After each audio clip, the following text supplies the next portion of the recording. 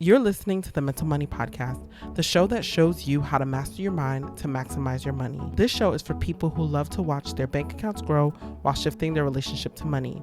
Without further ado, let's get these insider insights from today's leading expert. All right. Precious Price. The name should say everything it needs to say, right? It's giving what it's supposed to give. Look, for real. Okay.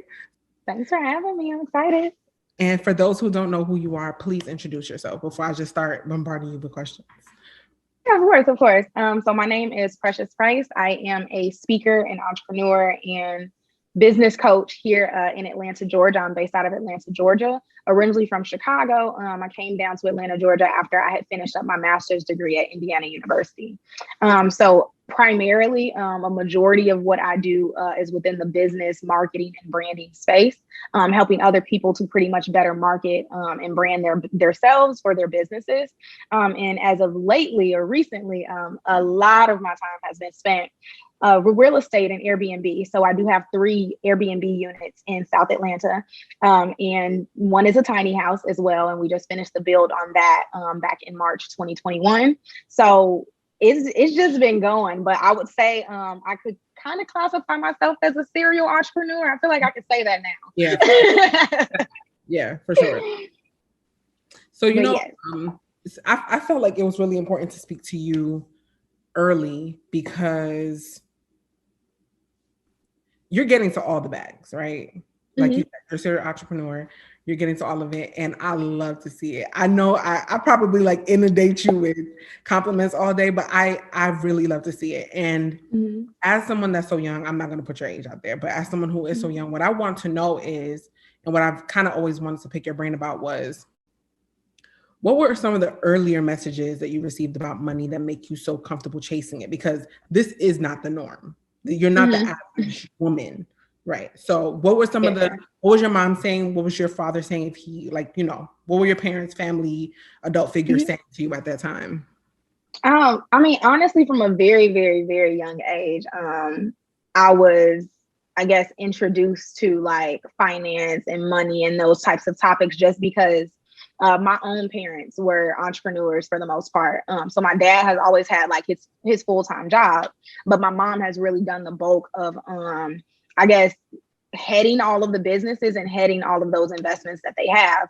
Okay. So when they started out, like they were really young. So my parents had me, my mother was 15, my father was 17. And they had me and I pretty much grew up with them. But as I was growing up with them, I think it started out because my parents kind of even though they didn't know it all, they still had a different mindset. They knew that it's like, okay, I'm originally from the South side of Chicago. Being in Chicago is not it.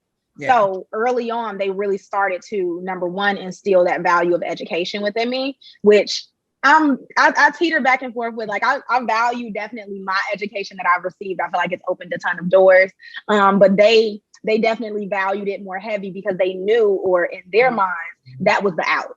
That was the way out. And I have to be honest, when I look back on my story, it's like that really was the way out for me. If I didn't go get that bachelor's, like start traveling, studying abroad, all like it opened up so many doors. But I would say early on, it's like when I was in high school, my mother, for me and 4 of my younger siblings, there's 5 of us.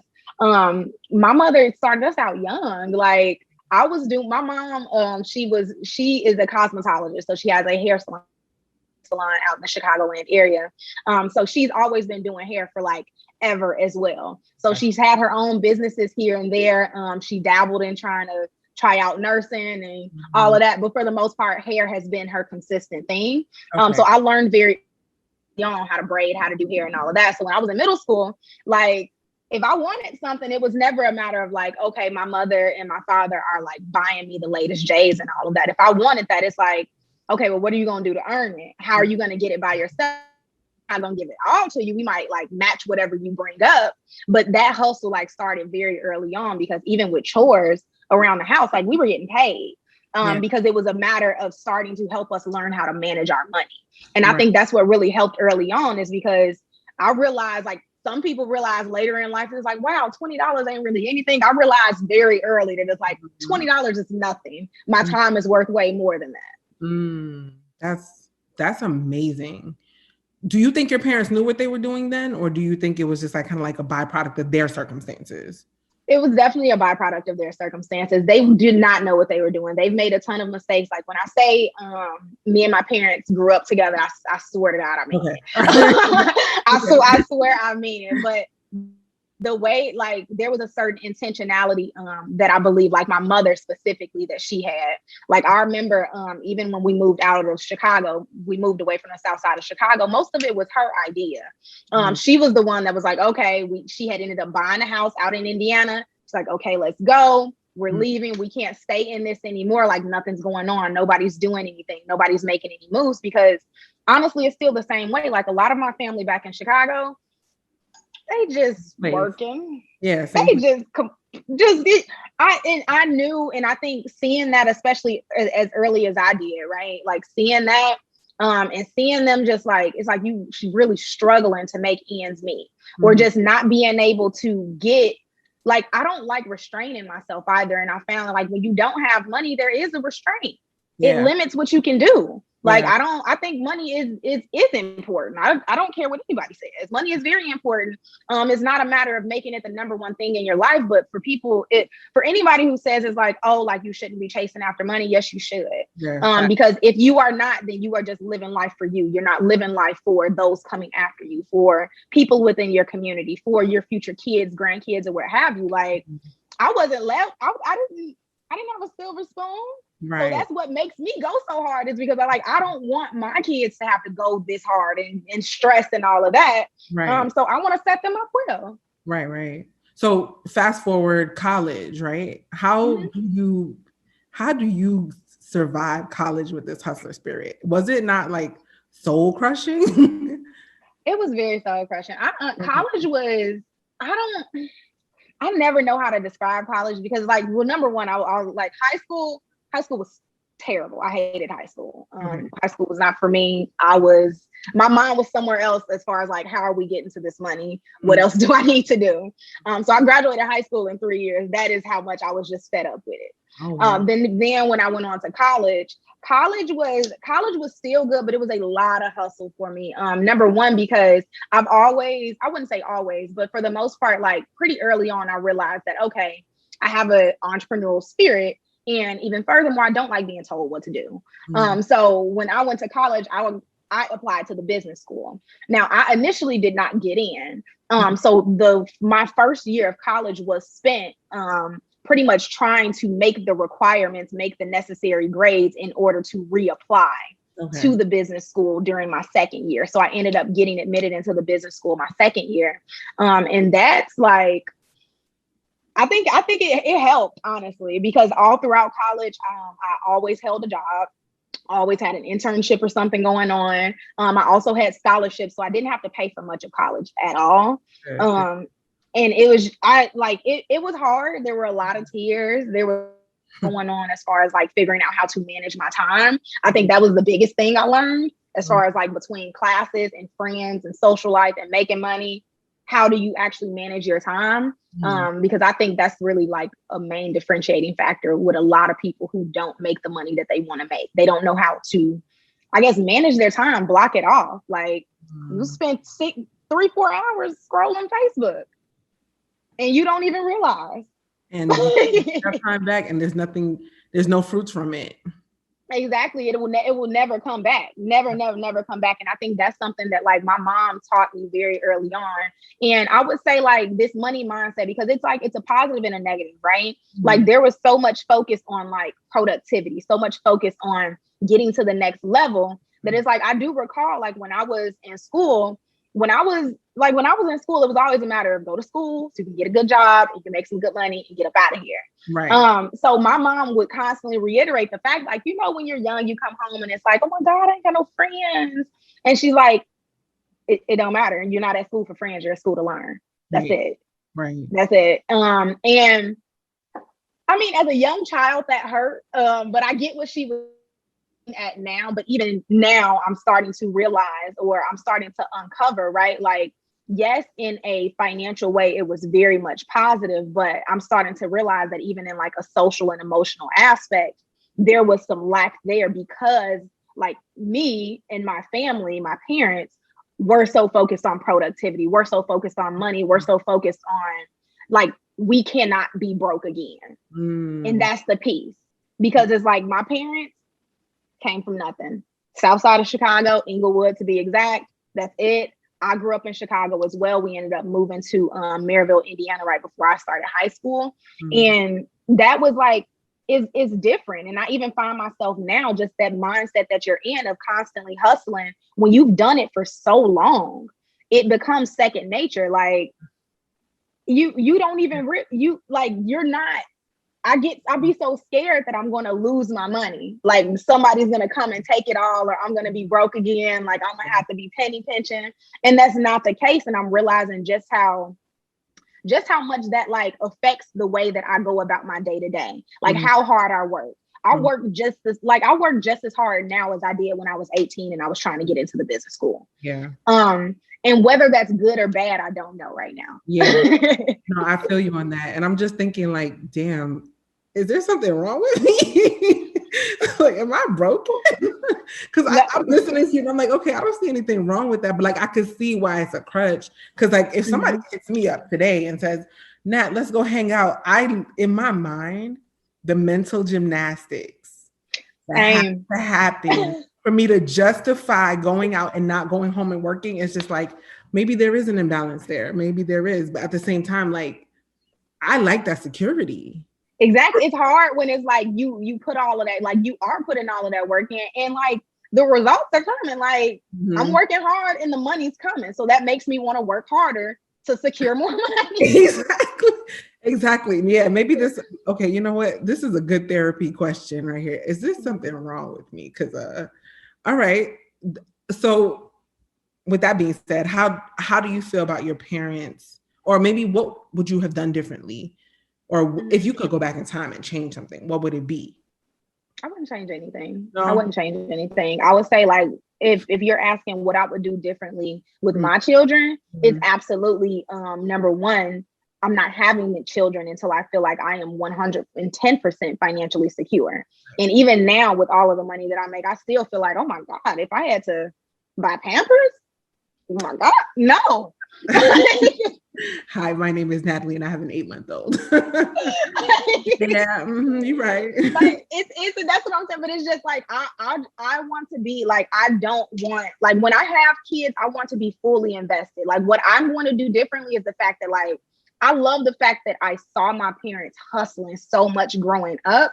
Right. However, like I said, that social and that emotional kind of lack then came because they were always out making money, taking flights, at work, like doing something to where I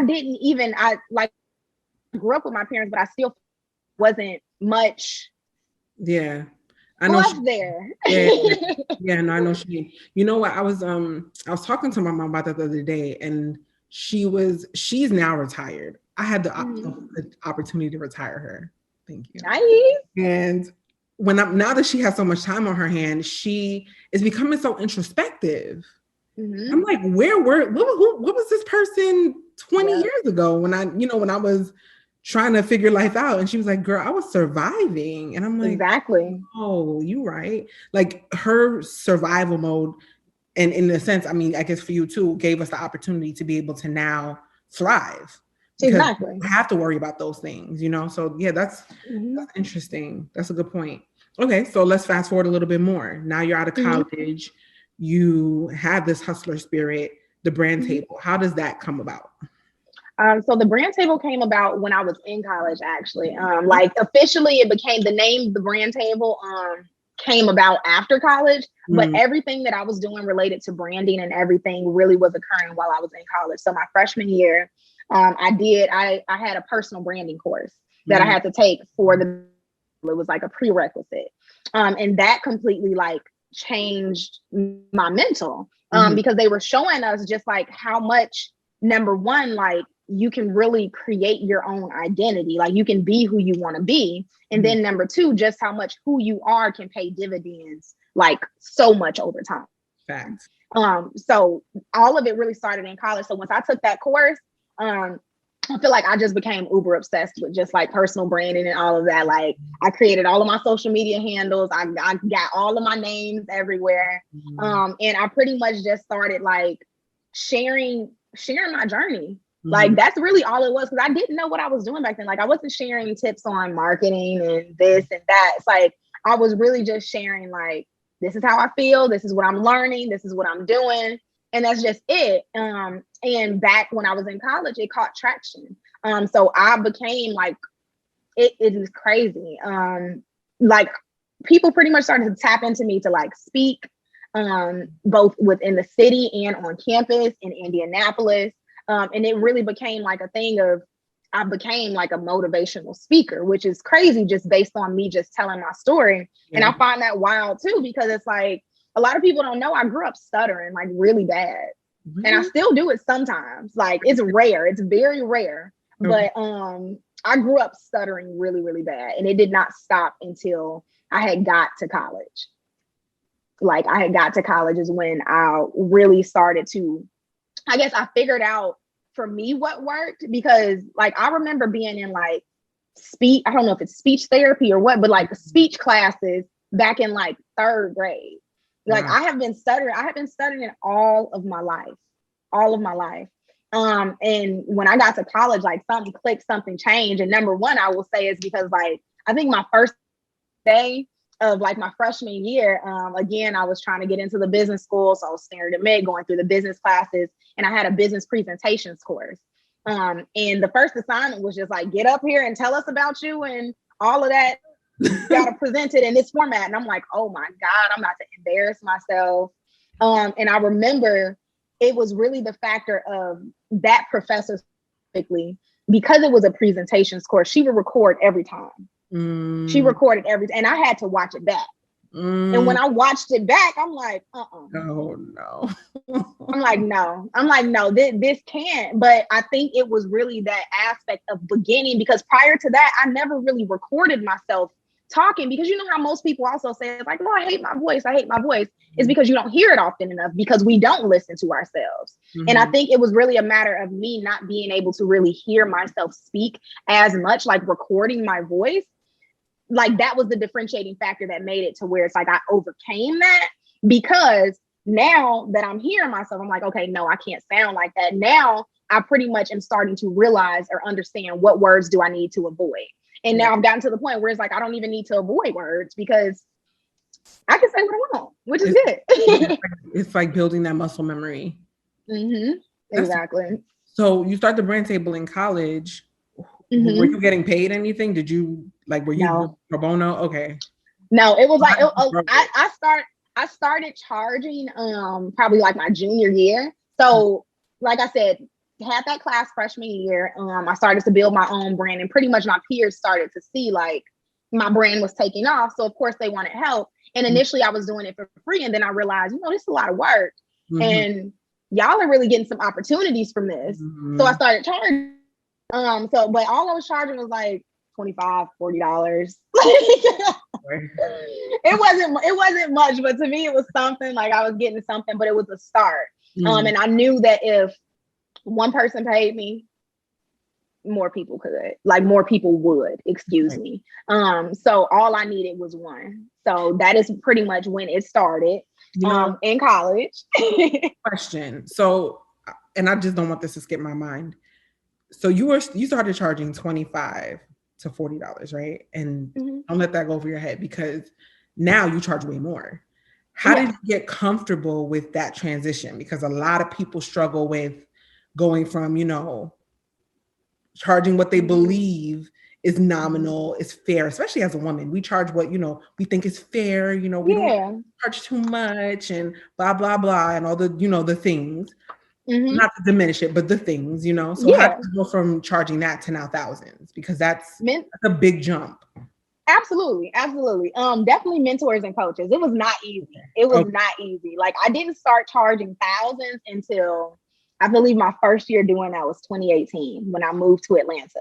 I had moved to Atlanta. I had met someone at my company that I was working for full time. He was like at manager level, and he saw what I was doing because I've always been doing branding and stuff on the side. I never hid it from any of my full-time jobs, internships, or anything. So a lot of people knew, and that's how, honestly, I would say that's the differentiating factor of how I was able to get so much opportunity, is because of my presence online. However, I met him, and it's like, I told him, and obviously like people cling to me because they see, I don't know, they see something.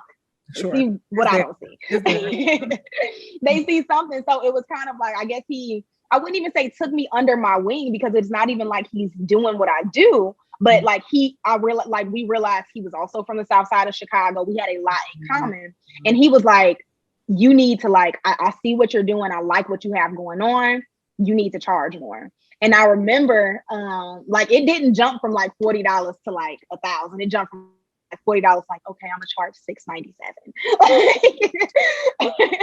And then like it ended up getting higher and higher. But I would say like it was really those mentors and business coaches. Like I started hiring business coaches 2018 as well. And that is when, for the most part, it changed, because I really was able to pinpoint my value. I think that's the piece as far as what you're worth. You need to know your value. If you don't really understand how much is within you, like now I know I have a lot of knowledge. I have knowledge to make people 6-figure businesses. So yes, I am going to charge you $2,000. Because you're going to get it back 10. And I think that's the differentiating factor as far as being able to charge your worth. First, you need to know it. If you don't know it, how are you going to charge your worth? So, okay. Speak to my analytical, numerical brain, right? Because, I like the numbers. So I know what I'm worth. I know I'm a valuable person. I know I'm an asset to anyone that I work with, right? There's no question about that. But how do I qualify that and quantify that, right? So how do I make it make sense on paper? So when you decided to charge $2,000, what was the justification almost, Because I had been giving out that free game already so remember, I told you I was already like talking branding freshman, sophomore year of college. And I had been online for a very long time. So in addition to like that piece about knowing your worth, it's also a matter of, this is a framework that I teach within my branding program as well. But it's like value, community, focus. Like that is really the one way that you're able to, I guess, be able to price at a really like what they call like a high ticket price, right? You know your value, number one, which is like value, meaning like, what is it that I focus on, right? Like, what is it that I do? For me, it was branding. Now it is more so just business coaching in whatever realm that is, whether that's vending machines, Airbnb, branding, personal branding, what have you. But then that second piece is focus, right? Like, how am I consistently doing and delivering on the value I said I have? So how am I consistently delivering on the value of, saying that I talk about personal branding? I had a YouTube, I had a blog, my website, I was releasing videos, and again, free, right? And that last third piece is community, right? When people start clinging to you once you're doing it for free, you start building up sort of that base. That is how you then are able to quantify like, okay, my worth. Do I have an audience? Am I consistently delivering on the value I said that I have? Do I know my value? If you got those 3 checked, then it's like, yeah, you've qualified. You've qualified the fact that you can charge more. You are now, to me, a subject matter expert. Right. Subject matter expert does not just equate to you having a certification, you having a degree, you having this, you having that. It's a culmination of your experiences and your background too. Like, what have you been learning now? How many hours have you put into this now? Can people come to you? Do they come to you and they ask you for this? If they do, then at that point, there's some worth there. What do people think about when they're thinking, about Natalie, when they're thinking about Precious? When they think about Precious, people already know money comes to mind. Right. And I like that. That is my brand. I'm going to show you how to make money. But people need to figure out what that is for them. I think sometimes the problem, like if you're having a hard time figuring out like, okay, am I really able to charge this? Like, am I worth this? If you're questioning it that much, then you need to go back to the drawing board and do some market research on what really is that real value that you provide. Like for me, even before I said, like I'm stepping into this brand strategy space, this business coach space, I asked everybody who was close to me. I'm like, when you're talking to other people, if you ever do talk to people, you know, like, what do you say? Like, when they call me, what are they asking for advice on? What would you like? What do you come to me about? What are the top 3 things that you come to me about? What are the 3 words that you would use to describe me? That's how you get an idea of what other people think about your brand and your worth as well. Because I do think it's like, yes, you know what? I'm actually going to say it. No, I think your worth is not just determined by you. Your worth is determined by the value that you bring to other people too. Right.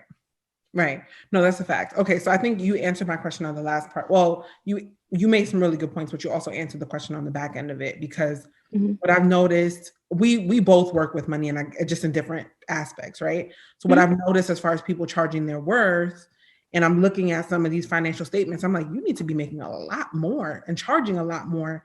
And what I notice is that conversation or that mental shift that needs to be had to charge their worth. It's like, it almost is a really weird and sketchy conversation that goes into a gray area, because it's like, how do I do that? Right. The market research piece is what I was looking for what you were saying. Yeah, that's the piece. So as far as like market research, what have you looked at? Or let's say you're going to go start a brand new brand right now, right? You haven't really been introduced into the business. You have expertise in that space. What are you going to look for to justify the cost that you're going to have other people pay? I think the amount of money that you can make is determined by how big of a problem are you solving. Right. How much does this problem mean to your target audience? I hope that's what you're looking for. Yeah. No, but you're right. But that's the piece that I think about, is just like, Will you look at the market share as far as like people who have this problem? Like, as far as, let's say there are 30,000 people that are impacted by this. And then like, if you create a product, there's a byproduct for it that might serve another million people or something like that. You know what I mean? Are you ever looking at that far into the numbers? No, I wouldn't say that I do, because to me, it is a matter of, if I'm all for getting really specific on your audience, and getting really specific on the problem that you solve, right? Like, I'm not for everybody. I don't serve everybody. And when I know exactly who I serve, and then even furthermore, I know the exact problem that I'm solving, like, I can give you the blueprint. I don't care if only right now, like, 2 people are experiencing that problem. Okay, so how do you go from the brand table to transitioning to now Airbnb? Because real estate is a whole different arena, right? What inspired you to get into that space? And then now that you're in that space, what have you learned? I mean, so I wouldn't even say that there was anything that inspired me to get into this space. It was a matter of more streams of income. It's always been a matter of, we all know the average millionaire has 7 streams of income. It's like, how can I get some money coming in? And I think the inspiration to get started in Airbnb was really the fact that it's like, I don't want to pay my rent no more. I did not want to pay it. I was done. I had just moved to Atlanta not too long ago, and I had already spent so much. I think my rent was like $1,400. And I'm just like, no, this is not it. So the Super Bowl had came around to Atlanta, Georgia. And a lot of my friends were already saying, those who had houses were like, I'm going to put my house on there. Even people who had apartments were like, I'm gonna put my apartment on there. I said, you know what? I'm gonna give it a shot. So I gave it a shot, and I was able to pretty much make my rent in that weekend. And I'm like, this is something I want to do. So when I did that, I pretty much at that point started to rent out my house or my apartment. So this was my personal space. I started to rent that out on Airbnb on the weekends. And then I was on my friends' couches. But I wouldn't even say that there was really like a transition from branding to Airbnb, because they happened and are continuing to happen at the same time, I would say. So while I was continuing to build the brand table, get my branding clients, I still had my Airbnb on the side. I was still working, cleaning my apartment when my cleaners couldn't show up, weren't doing it right. Like, I was still doing all of that. But I will say that, like, it's a completely different space.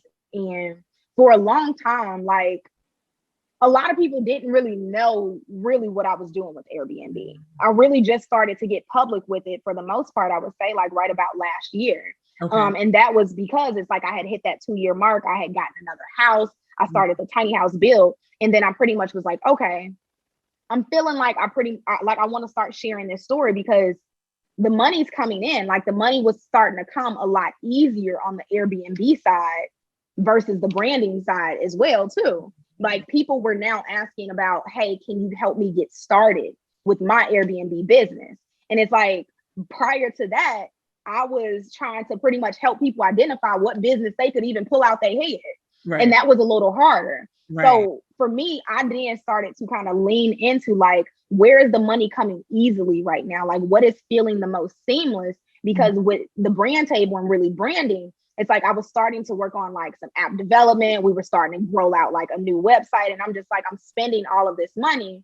And yes, I have a few clients here and there, but it's like my Airbnb making like $1,500 in a weekend. Right. So I knew if I just put a little more time into that, I'm like, okay, I can get it to a point where I automate it. I'm making a good amount of money. I'm paying all of my bills. And then I can go back to branding.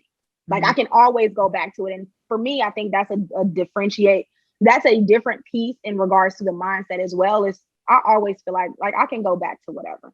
Right. Like a job, I can go back to. Like I can go back to branding. I can go back to whatever I want to do. But it's because I built that rapport early on. Like people trusted me on branding, and it's like the same way that they trusted me on branding, they now trust me with Airbnb as well.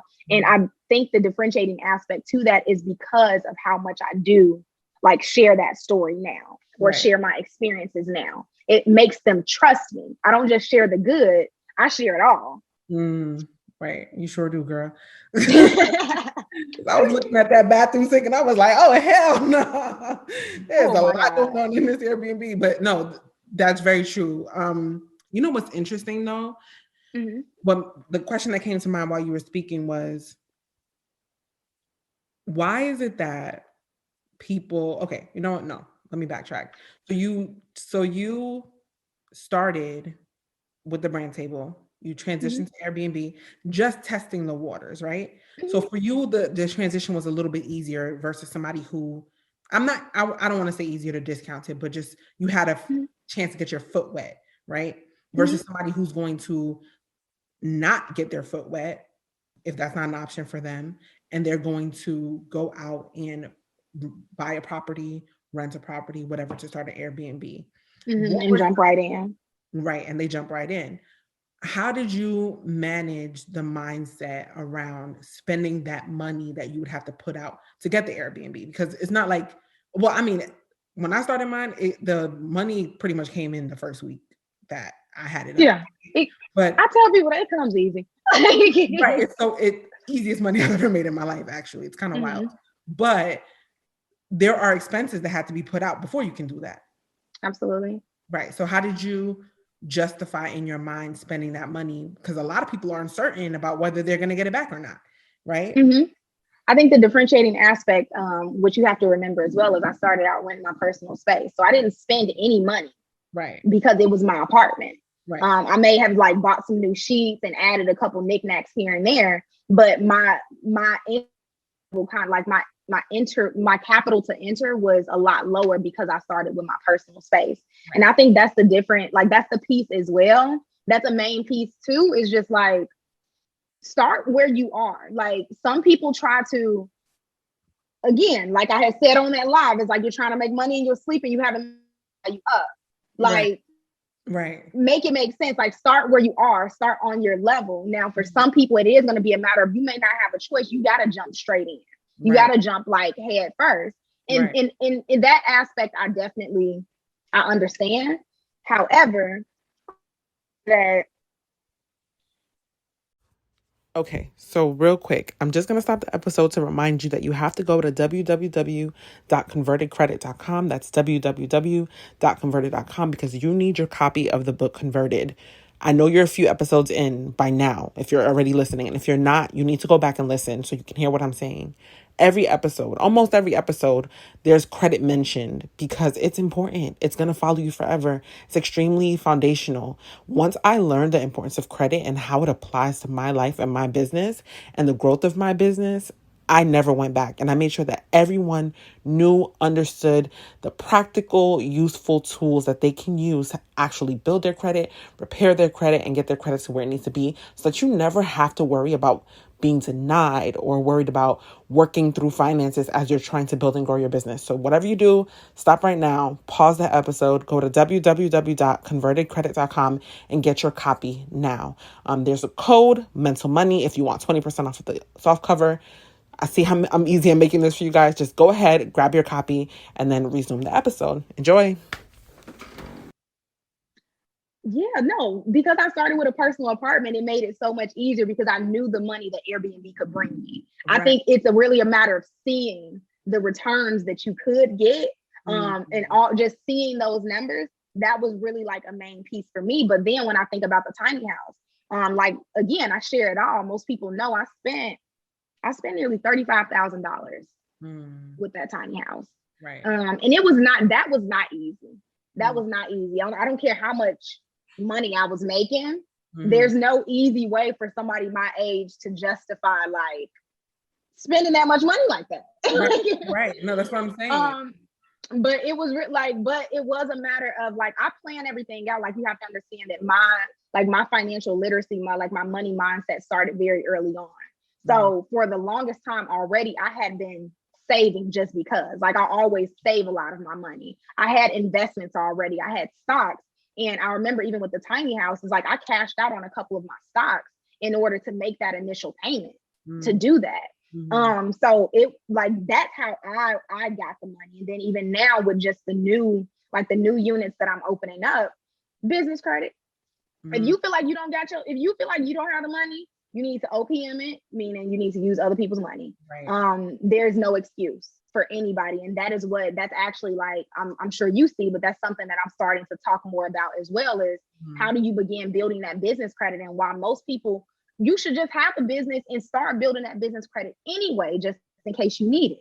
Right. You just never know. Just never know. So that is the piece, like, as well as like for people, it's like, okay, if you have to jump head first, number one, and then you're trying to convince yourself like, okay, how do I make this initial investment? Well, number one, it's like you're harping on the cost, like the cost of entering into this space. Think about the cost to stay where you are. Like, we never think about that. Yeah. Like that, like, seriously. Yeah. Like, you think like you quantify it in terms of like, okay, like if I do this and I'm spending $2,000 on you, think about if it gets to be, 6 months from now, 12 months from now, and you are still in the same place, how is that going to make you feel? What is that going to cost you? Precious, can I share a story with you? Of course. This week, I had to yell a lot. Okay. I had to yell a lot. I did a lot of yelling because I asked several people to make investments into themselves, right? Because I knew the rate of return would be great. All right. I mean, like 6-figure months, you will never have to worry about money again. Okay.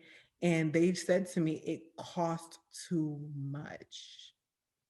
Precious, if you ever want to grind my gears, just tell me how much something costs. And I'm like, you know what? This is what's wrong with our community. We don't understand the difference between cost versus value.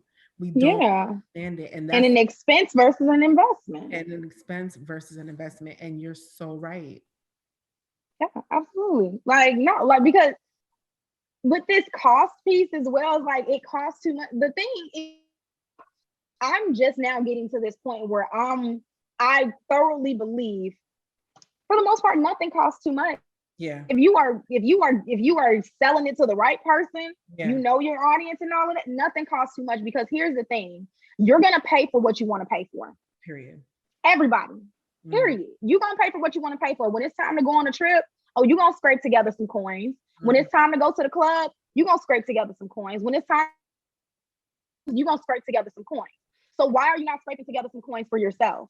Yeah. Like, that's the piece that I don't get. When people say that it costs too much, if you think it costs too much and you're trying to overcome this, right? Go back and think about the major things that you've purchased. Those big purchases you've had in the last 6 to 12 months.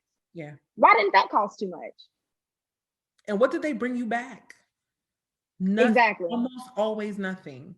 And you know what? And I just want to preface this because this is our generation now. This is not a judgment as much as it is an observation of what's going on in our society. Mhm, Because this is we deal with people who want to make money, and mhm. you have to invest in yourself. And those investments, you know what it is? You here's what it is. They don't believe in themselves. No, not at all. Not you. You don't believe you can do it because if you did, you Yeah. would be throwing that money, Oh yeah. literally throwing it like that. Like I don't get it. And like you said, it's not a judgment at all. It is a observation. Like people, when I tell you, especially because I have calls, I have my suitability calls, my discovery calls, and all that. And it's like they get on the call, and find me from Instagram, and it's like, oh, okay, like cool, you signed up for the call, we on the call, I tell you the price, and oh, like I don't think I have it right now, or I'm not in a position to make that investment. Yeah. And then I see you out in the club in out the country or something, and it's like, wait, I thought you didn't have it. I thought you didn't have it. Because to me, it's looking like you got it or you found it. And if you can find it for that, then you can find it for this. And even furthermore, like I said, I'm even done with the excuse of it costs too much. Because here's the thing: most of you want to make money, right? And then you you want to make money. You're coming to people like me and that. And you're like, okay, well, you help me make some money, and you telling me your budget's $125. So really at this point, you might want to make a good like, oh, are you looking to make like $300? That got to be what you're looking to make. Because with $125 investment, like how much you invest is to me, it's an indicator of how much you're about to bring back. Period.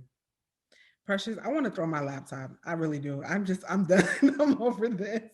I thought I had worked through it. I thought I was healed from the experience, but like hearing you speak again, I'm like, yeah, I can't tell you how many times that has happened.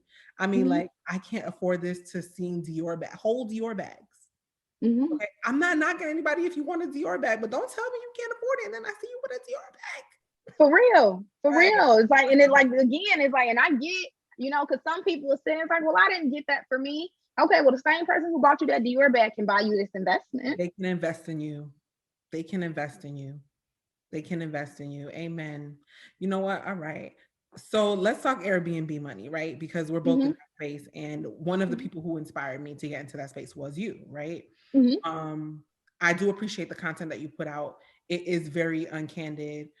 You're not like just showing the profits. You are also showing very useful information about like where to get furniture, how to automate, how to what could go wrong, right? I've learned Mm-hmm. the what could go wrong. I've had a couple things go wrong, and just based on the stuff that you've been sharing online, and this is free information that you're sharing on, Yeah, this is all free.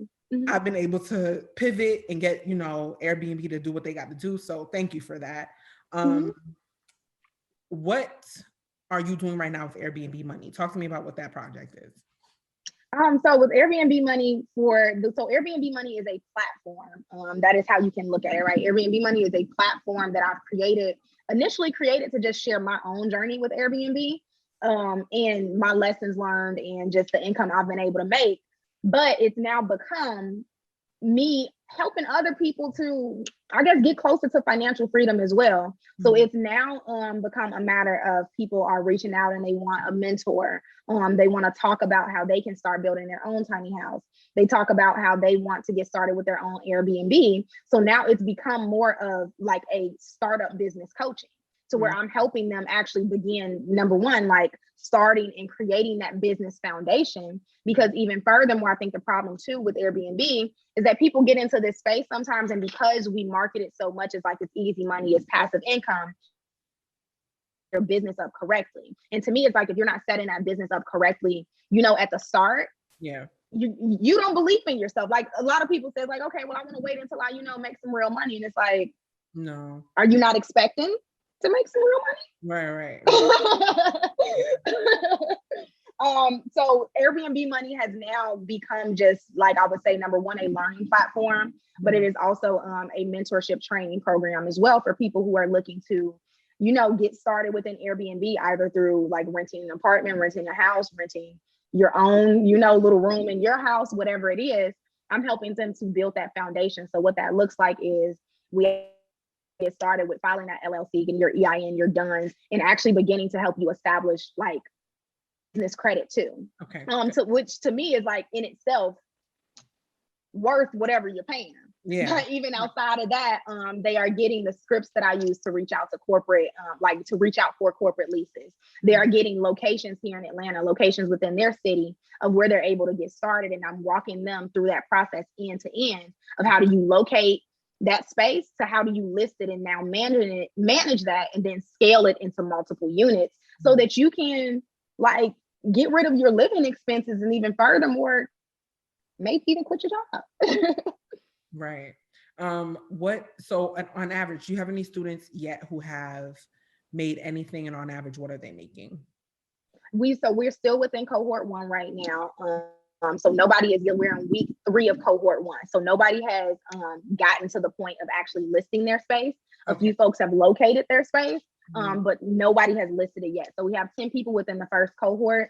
And pretty much every like about 7 to 8 weeks, we're going to be running a cohort. So I am excited to see what they do make, but nobody has made anything yet. But I am the main testimonial. Okay, would you mind talking about your numbers?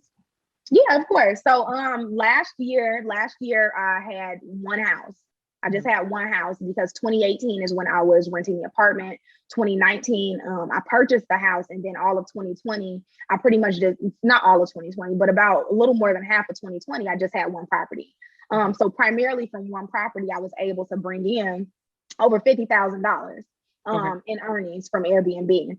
And even I'm already brushing. It's June, and I'm already brushing that $50,000 mark. So I'm looking to, my goal this year is $100,000. But right now, in terms of numbers, like my expenses, as far as the payments for the houses, the apartments that I'm about to get, for them all under $1,500. Most are under like $1,300. And then at that point, my primary expense is the cleaner because I am no longer using my time to clean houses. Right. It's not what I do. It's so very ghetto. Your expenses are, the cleaners are outside of your regular expenses. What do you mean in terms of like just my personal expenses? No, so the 1,500 does not include the cleaners. No, that's literally just the payment on the space. Like whether it's the house, whether it's an apartment, that's just the payment on the space. And then from there, the cleaner, what I'm paying the cleaners is an additional fee. On average, that could be anywhere between like, I would say $600 to $1,000 a month. Yeah. Just because of the frequency that we're flipping our units. And then on top of the fact that I do have larger spaces as well. So both of my houses are 3 bedrooms, and then the tiny house as well. And then the apartments too. Okay. Got you. That makes sense. So net profit, what does that look like a month with the 3 units that you do have? With the 3 units I have, I would say I'm right about like 5,000 to 6,000. Okay. 5,000 to 6,000 between them. And the tiny house is the tiny house is carrying a lot of that actually, because you got to understand the tiny house doesn't have much expenses. Like the water, maybe, but there's no rent payment, there's no mortgage payment. It's just that. So the tiny house is carrying that because a lot of people are staying in there, they're coming in, they want to experience it.